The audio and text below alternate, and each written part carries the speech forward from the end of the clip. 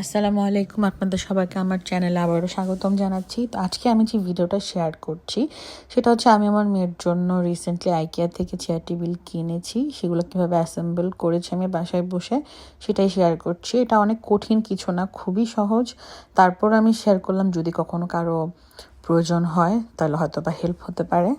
প্রত্যেকটা চেয়ারের সাথে এরকম 4টা পায়া আর 4টা এরকম ঢাকনার মতো আসে। তো এটা একটা খাপে খাপ মিলানোর ব্যাপার, আর কিছুই না। জাস্ট এখানে এটার সাথে এটা ম্যাচ করে এভাবে প্রেস করে দিলে জাস্ট একটা বাড়ি দিলেই হবে। এটা বেশি কিছু না, হাত দিলেই হবে, হাতুড়ি টাতুড়ি কিছু প্রয়োজন নেই। এটার সাথে সাথে লেগে যাবে, খুবই সহজ। এই ভিডিওটা আমি রাতে করেছি রুমের লাইটের নিচে, এর জন্য কোয়ালিটিটা এমন এসেছে। যেহেতু আমি চাচ্ছিলাম যে আজকে আমার মেয়েকে এটা অ্যাসেম্বল করে দিতে, ওর খুব পছন্দের এই চেয়ার টেবিলটা, সেজন্য আমি আর পরের দিনের জন্য অপেক্ষা করিনি। তো আমি ভিডিও কোয়ালিটির জন্য আগেই সরি বলে নিচ্ছি। তো চলুন দেখি কিভাবে অ্যাসেম্বল করেছি। তো এভাবে করে আমি প্রথমে 4টা পায়ার যে নিচের যে অংশটা সেগুলো লাগিয়ে নিয়েছি। এরপর পায়াগুলোকে চেয়ারের বসার যেই অংশটা আছে সেটার সাথে অ্যাটাচ করে দিব। কোন অংশটা কোন অংশের সাথে ম্যাচ হবে সেটা ঠিক করে জাস্ট এভাবে ধরে এভাবে প্রেস করলেই হবে, আর কিছুর দরকার নেই। এই তো লেগে গিয়েছে। 4টা পায়া লাগানোর পরে এবার চেয়ারের পিছনের অংশটা লাগানোর পালা। এখানেও সেমই, জাস্ট খাপে মিলিয়ে দিলেই হয়ে যাবে।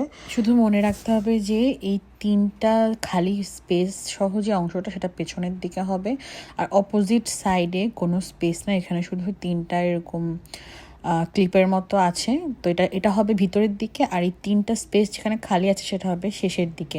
প্রথমে একটু 3টা খাপের সাথে খাপ মিলাতে একটু প্রবলেম হবে, বাট একটু প্রেশার দিয়ে চাপ দিলেই হয়ে যাবে।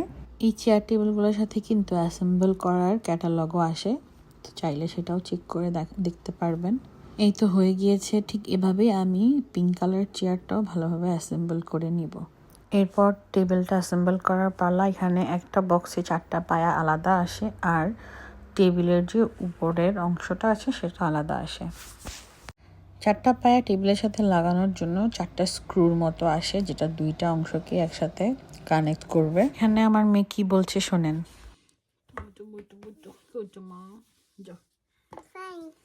ওয়েলকাম মা। আলহামদুলিল্লাহ, চেয়ার টেবিল দেখে আমার মেয়ে তো খুবই খুশি, তাই বারবার আমাকে এসে জড়িয়ে ধরছিল আর থ্যাঙ্কস বলছিল। তো আমি এখানে যেটা দেখাচ্ছি সেটা হচ্ছে কোনো ফাঁকা অংশ যেন না থাকে, খুব ভালোভাবে একটার সাথে আরেকটা বাড়ি দিয়ে লাগিয়ে দিলেই হবে। হাত দিয়ে প্রেস করলেই হবে, আবারও হাতুড়ি কোনো দরকার নেই, বা ফ্লোরের সাথে 1-2টা ট্যাপ করে দিলেই হবে। যে এভাবে যেন ফাঁকা না থাকে, পুরো অংশটা যেন লেগে থাকে, তাহলে আর পড়ে যাবে না। ফাঁকা থাকলে নাড়াচাড়া করলে কিন্তু পড়ে যাওয়ার সম্ভাবনা থাকবে। আমার ছোট হেল্পার আমাকে এই ব্যাপারে অনেক হেল্প করেছে।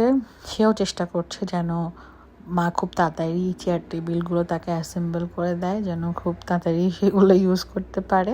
আমার ভিডিওগুলো যদি আপনাদের ভালো লেগে থাকে তাহলে অবশ্যই আমার চ্যানেলটি সাবস্ক্রাইব করবেন, অন্যের সাথে শেয়ার করবেন, লাইক কমেন্ট করবেন, এই আশা করছি।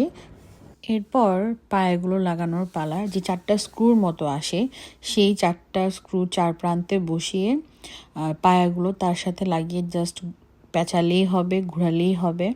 একটু যদিও এই প্রসেসটা একটু কষ্টের, অনেক বেশি আস্তে আস্তে ঘোরাতে হবে এবং একটু প্রেশার দিয়ে ঘোরাতে হবে এবং ভালোভাবে টাইট করে লাগাতে হবে, তা না হলে টেবিলটা অনেক বেশি নড়াচড়ার সম্ভাবনা থাকবে, মানে স্টেবল থাকবে না।